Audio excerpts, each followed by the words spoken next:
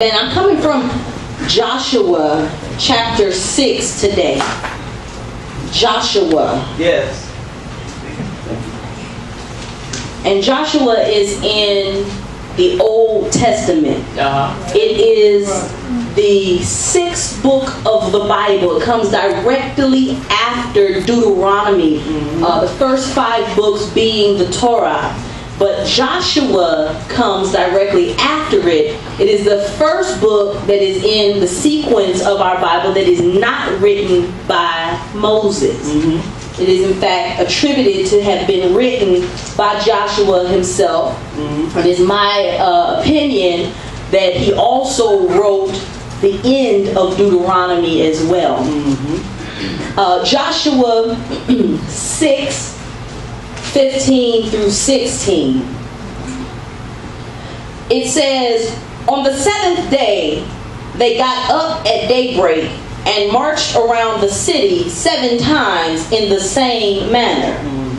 Except that on that day, they circled the city 7 times. The 7th time around, when the priest sounded the trumpet blast, Joshua commanded the army, shout, for the Lord has given you the city. May God add a blessing to the reading of His word. You may have your seats in the presence of God today. Amen. Yes. On Wednesday, we will begin a church-wide campaign entitled Draw the Circle. All right. And I know the title is a bit ambiguous, and so I figured that I might give you a sneak peek into what you can expect out of these next 5 weeks. And when we say church-wide campaign, it means our very language is about to change for the next 5 weeks. Yes. We're about to fully immerse ourselves into thinking and living this study. Meaning I want, and there's going to be daily study suggestions that, in addition to, if you don't want to just cut off what you've been doing, I understand that, but in addition to your daily study that you're already doing, this one will be added to it. And I would like for everyone to participate and read the scriptures and do the study examples, because we want to fully immerse ourselves, and we want to do this because we want to get on one accord. Amen. Amen.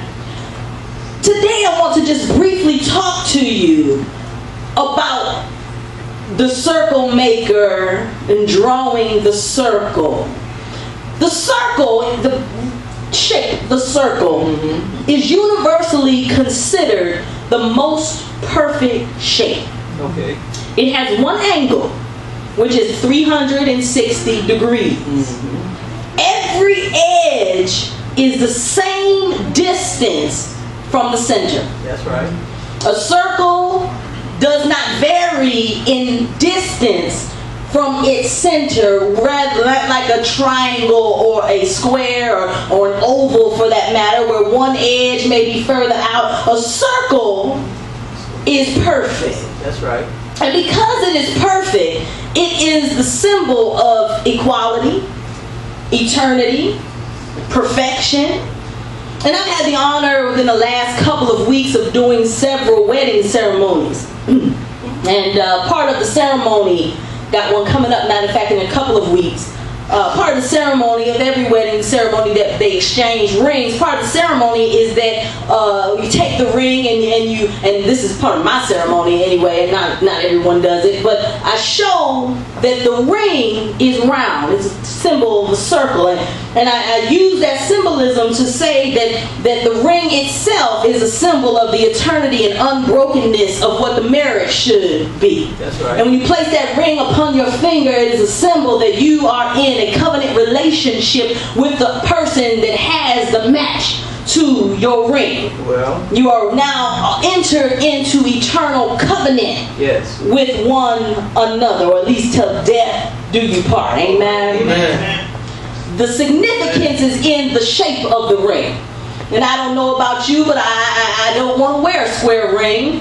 I don't know that a square ring would feel right on a round finger. Amen? Because there are certain things that just go right and go right together. And the circle being one of them placed upon your finger. Now, in the story that I just read, I'm going to catch y'all up a little bit if you're not familiar with this story. Once the Israelites crossed the Jordan, they came across a city called Jericho.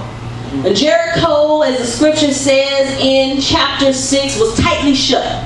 Jericho didn't let anybody in, and nobody was getting out. It was because they heard that the Israelites were on their way. And so they said, you're not going to take our city. And so they tightly buckled up the entire city. Now, back in those days, cities were fortified by walls. Not like Savannah, you can leave out of here and keep going, and you're in Garden City before you know. You don't even know that you're there, right? You can keep going on down the road before you know it. You didn't cross over into South Carolina, and you have no idea that you even crossed unless you saw some type of sign to alert you to the fact that you've crossed the border. Wasn't like that in biblical times. In biblical times, the boundaries of a city were marked off, and were marked off by tall walls. And those walls would surround the entire city. And so Jericho had, and every wall had a gate most of the time. It didn't have a gate because you wanted to be able to get in from the north, south, east, or the west. And Jericho had shut up all the gates. That's right. There was no coming in, and there was no going out. Yes. There was only one problem. God had promised Jericho to the Israelites. All right. It was part of the promised land. And God said that you can have the city of Jericho. And Joshua, who is now the leader of the Israelites at the time, Moses has been left over in the wilderness, because if y'all remember, he didn't get to come over into the promised land, and we know that he died in the wilderness. He sent them on along, and he died in an undisclosed location. And Joshua is now the one in charge, and he's hearing from God. And on a particular day, he saw a man from afar off with a sword. That's right. And Joshua wasn't no coward. All right. And so he came up to the man and said, excuse me, are you for us or are you against us? Right, and I love what the man said. He said, neither. All right. Because I am the captain of the Lord's army. Yes. Come on then. He was singing Jesus right there, just so y'all know. So he called him. The man said, this is what I need you to know. Jericho belongs to you. But there's something that you're going to have to do in order to have. There's a battle to be fought in order for you to get Jericho. The people in Jericho are not just going to open the gate and say, here you go, take everything and kill all of us. That's just not going to happen. You're going to have to fight in order to have what God has given you. That's right. And so the angel told Joshua, and this sounded so crazy, and I know back in the day it would have sounded crazy to me today, and I know it sounded crazy. He said, take your men and y'all march around the city for 7 days. That's right. Don't say anything, just march around the city for 7 days. On the 7th day, march around the city 7 times. At the end of your journey, blow the trumpets and shout, and you will have the city. Yes. Amen. Let me tell y'all something. There is something very powerful about a group of people who are in one accord. Yes. I think the smartest trick, I say the enemy is not, he's crafty, he's not creative. I think he's smart though. That the smartest trick of the enemy has been to convince us that we should and we must act independently of one another. All right. We live in a society that does not want to be led and will not follow. Right. If you say go left, you the leader, you always, without a doubt, gonna have 3 or 4 people say, I want to go right. And then we'll try to convince 4 or 5 others why going right is what the leader should have said to do in the first place. Anybody ever been in charge? You the manager of something, you the owner of something, you done led an organization, you know I'm telling the truth. You say we get ready to go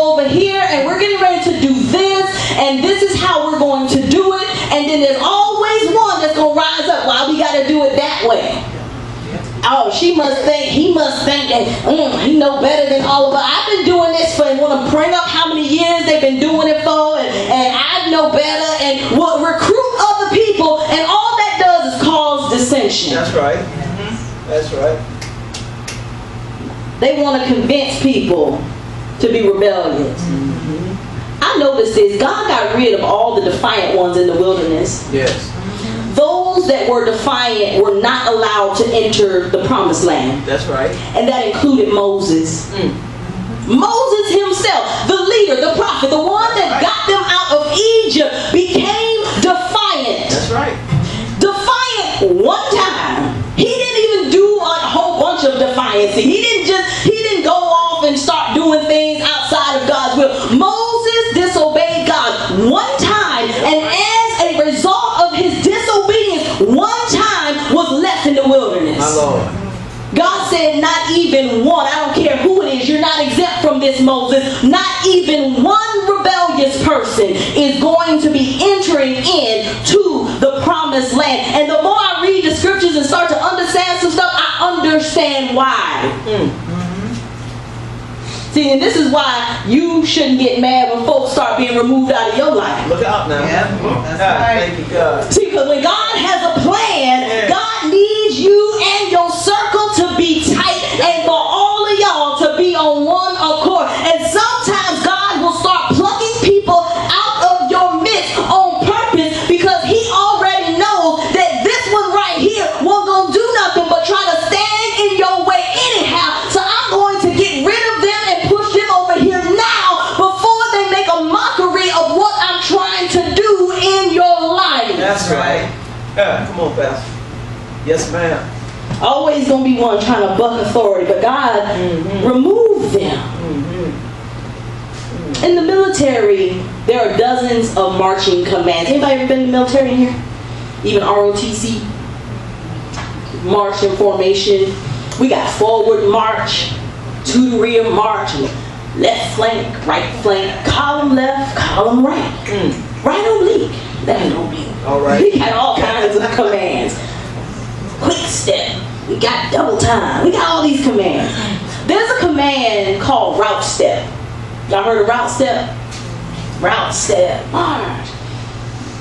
The command route step basically means that you don't have to march to a cadence any longer. See, any other time you're marching, you got somebody calling left, left, left, right, left, you know, and you marching along, and you got the little beat going, and doom, doom, doom, you know, depending on the cadence caller, that's your little cadence, and y'all all are marching on beat.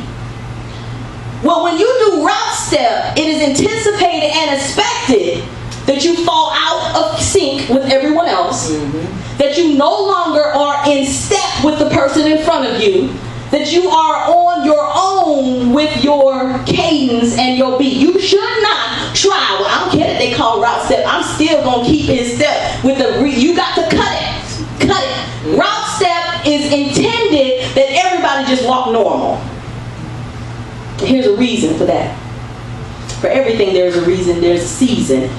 One of the last things that Marines do before we go into we pass basic training is called a crucible. It's 54 hours. We get 6 hours of sleep. We get 2 MREs. And we cover about 48 miles during that time. And the final leg of it is about I think it's 10 miles maybe. I can't remember. You're so exhausted by the end of all that marching and running around that I don't know how long it was. It could have been 1 mile too long for me. But we got to march back home, in other words. And it's one of the only times that all the recruits from every battalion and their drill instructors are all together. And that means there are roughly 2,000 to 3,000 people on this big old long hike that we're taking. And on this hike, just like the others, they yell at a certain point, they say, route step, march. And that means we fall out of sync and we're able to just kind of trek along because we got 45 pounds of gear on us. We got our rifles, you know, and then we also, various ones of us are carrying other stuff. And so we're trekking along there. And there's a reason for this. there was a group of men, army men in 1831. And they were crossing over the English Broughton Suspension Bridge. And because they were crossing over in cadence, they created a frequency with their steps. Anytime there are people marching, and if you ever visited a base, an army base over here, Fort Stewart, if you ever went over here to Paris Island and maybe seen the graduation, wherever, you can hear them coming from way down the road.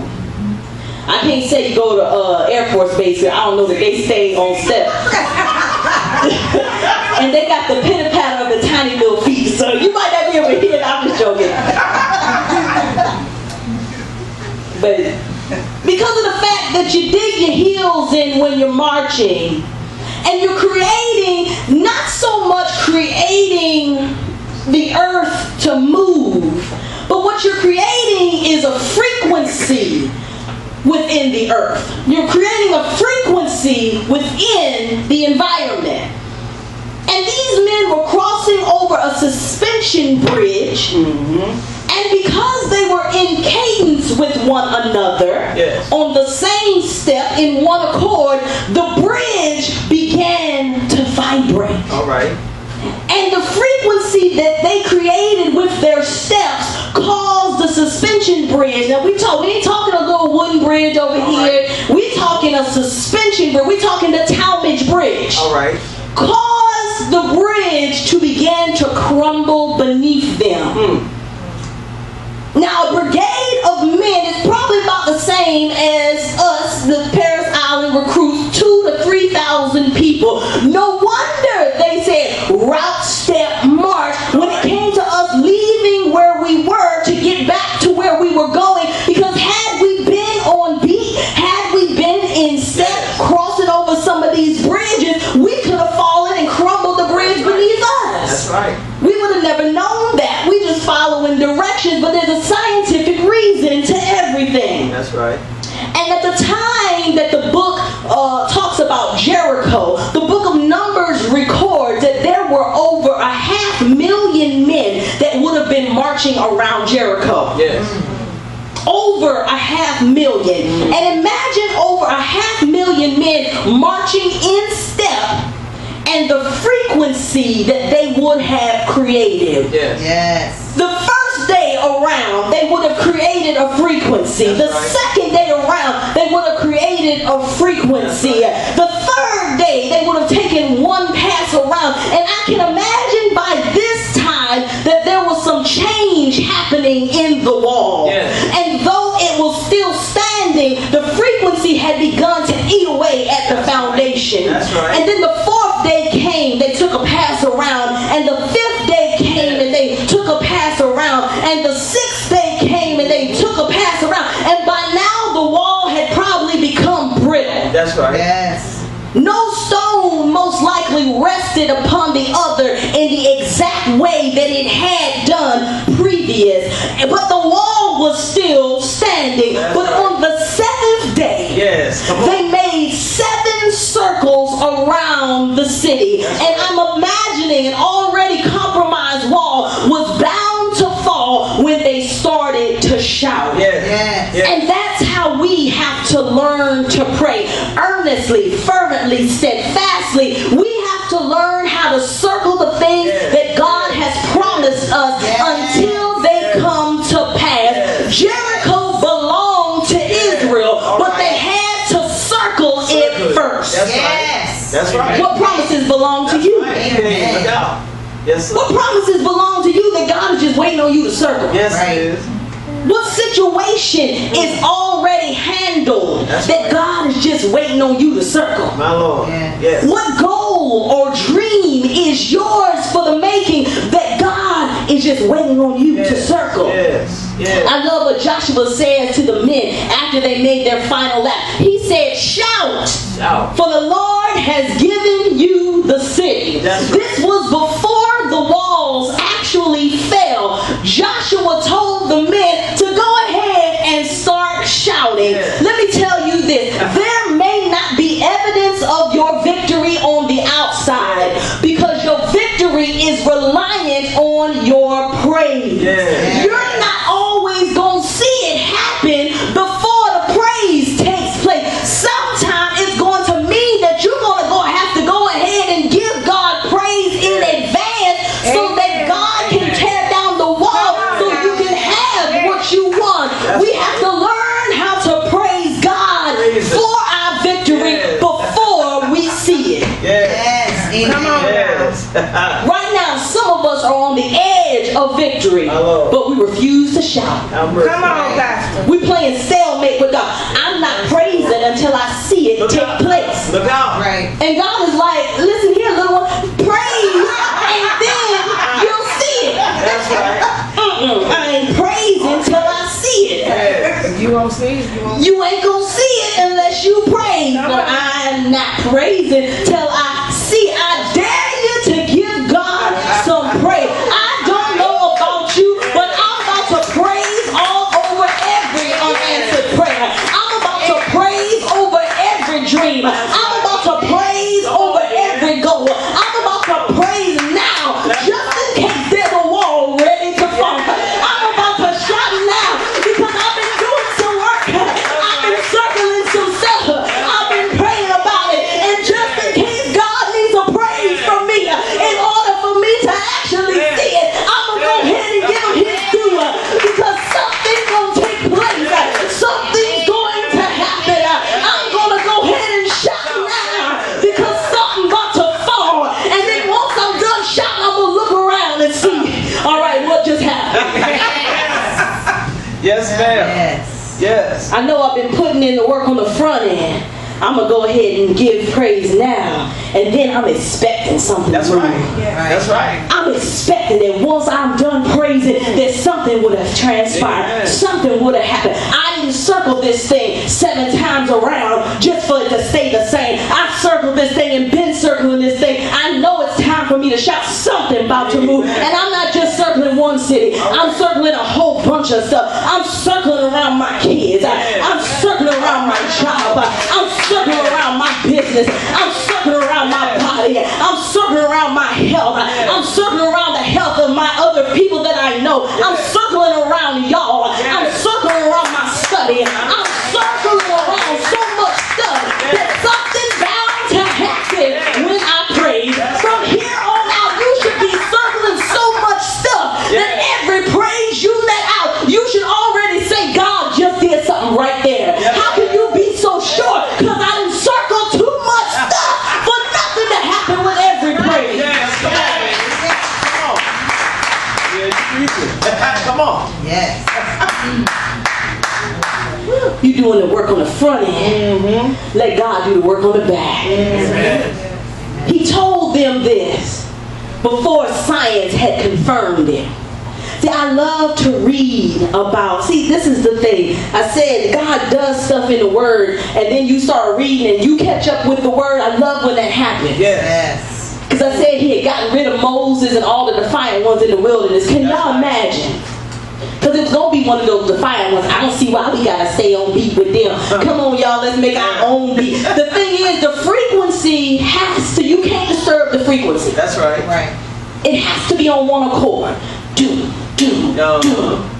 It has to be on one accord. Yeah. If you got somebody off, just marching wherever and however they want to, you're going to disturb the frequency. And if it had been 1 or 2 people, a group of folks that decided, man, they marching in beat, but we way back here, ain't nobody gonna know no difference, and started marching off beat or route stepping just because.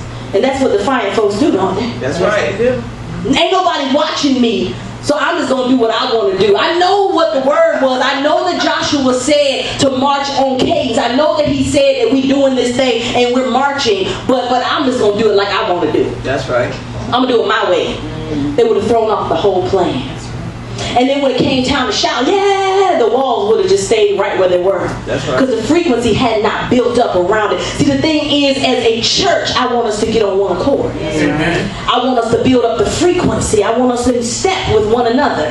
I want us to go ahead and get the rhythm going. So that's why I said, please do the daily exercises. Please come to the Bible studies. Please show up for Sunday. Please, when we say praise, praise. When we say lift your hands, lift your hands. Right. When we say do certain stuff, shout unto God, say hallelujah. Do it because we are doing something to get ourselves on one accord, and you don't know what God is trying to break away in the spirit realm. And when we are in one accord, things begin to happen. That's right. I truly believe you are connected to my blessing. I am connected to your blessing. Yes. The people that are sitting in beside you are connected to your blessing, and you are connected to theirs. Yes. And when we get together, I know what you say, well, that was millions of people, Pastor. You talking 2,000 and 3,000. It ain't no but a handful of us in here. Let me tell you what God has promised me, and He promised this to me when I was just coming into ministry. Yeah. He said, whatever you do, never feel like you are alone. There's times that I preach sermons like I preached in front of 5,000 people, and it was literally me, Erica, and a camera. My Lord. But you would never know it by looking at the videos, because God promised me this. He said, what sea is not filled, I'll fill it with heavenly hosts. And I truly believe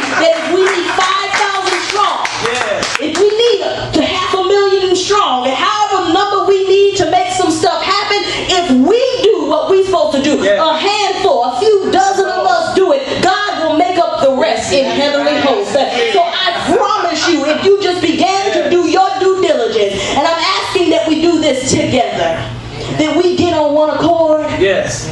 God will call down the heavens Yes, He will. to join us Yes, He will. and make this thing come to Yes, He fruition. will.